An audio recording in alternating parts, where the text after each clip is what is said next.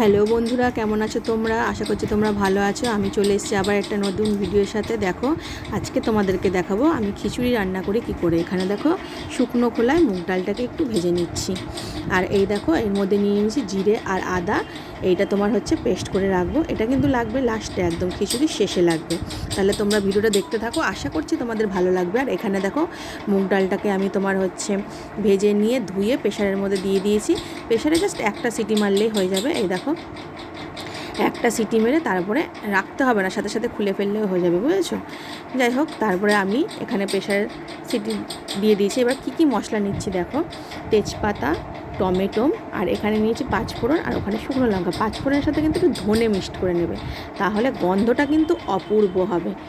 মানে পাড়ার লোকজন তোমার চলে আসবে গন্ধ শুকে, এই রকম গন্ধ বেরোয়, জানো তো। আর এখানে দেখো, চালটাকে ধুয়ে নিয়েছি, ধুয়ে জল ঝরিয়ে রেখে দিয়েছি। আমি কিন্তু এখানে 1 কেজি চালের করছি খিচুড়ি, জানো তো। ওখানে 4 কোটো। আর এখানে দেখো, কাঁচা লঙ্কাটা আধ বাটা করে নিয়েছি। কাঁচা লঙ্কাটাকে আধ বাটা করে নিয়েছি, টমেটোটাকে কুচি। এগুলো কিন্তু সব আমি খিচুড়ির মধ্যে দেবো। আর এদিকে দেখো, ডালটা আমার সেদ্ধ হয়ে গেছে। প্রেশারের মধ্যে দিয়েছিলাম, ডালটা একটু সেদ্ধ হয়ে গেছে। আমার একটু ফুলতে দেরি হয়েছে, তাই একটু গলে গেছে, কিন্তু গলে গেলেও কোনো অসুবিধা নেই।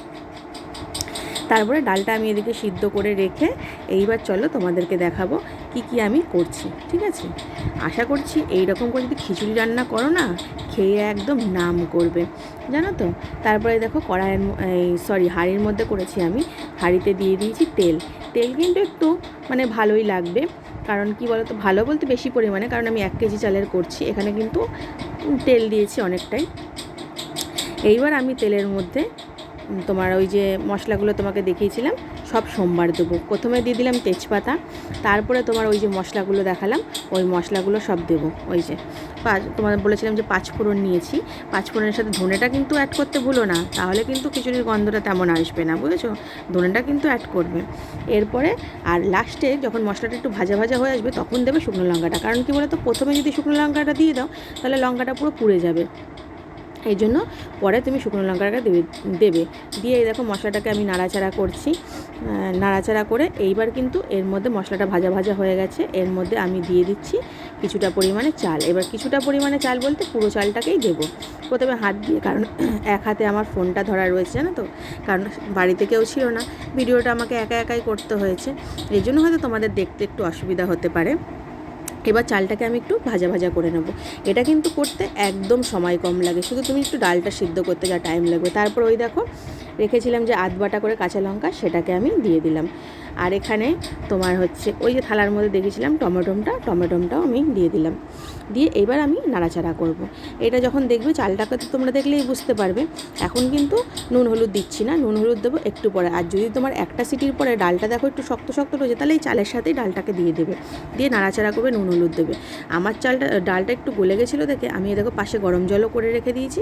গরম জল দিলে কিন্তু খিচুড়ির টেস্টটাই আলাদা হবে, আর খিচুড়িটা তোমার তাড়াতাড়ি হয়ে যাবে।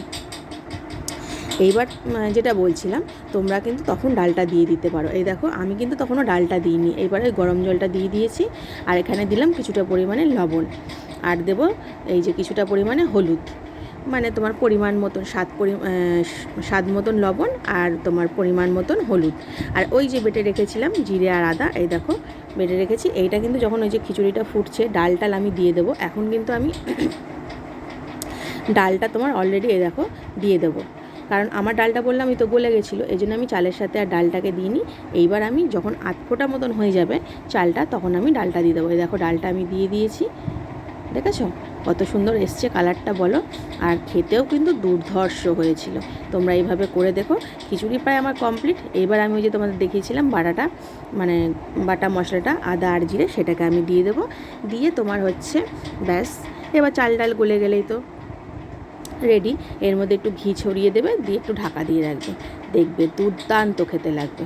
তাহলে বন্ধুরা, ভিডিওটা আশা করছি তোমাদের ভালোই লেগেছে। আর দেখো, পাশে কিন্তু আমি ভেজে নিচ্ছি কি বলো তো, পটল বেগুন। কুমড়ো ভাজাটা হয়ে গেছে, তোমাদের দেখাইনি।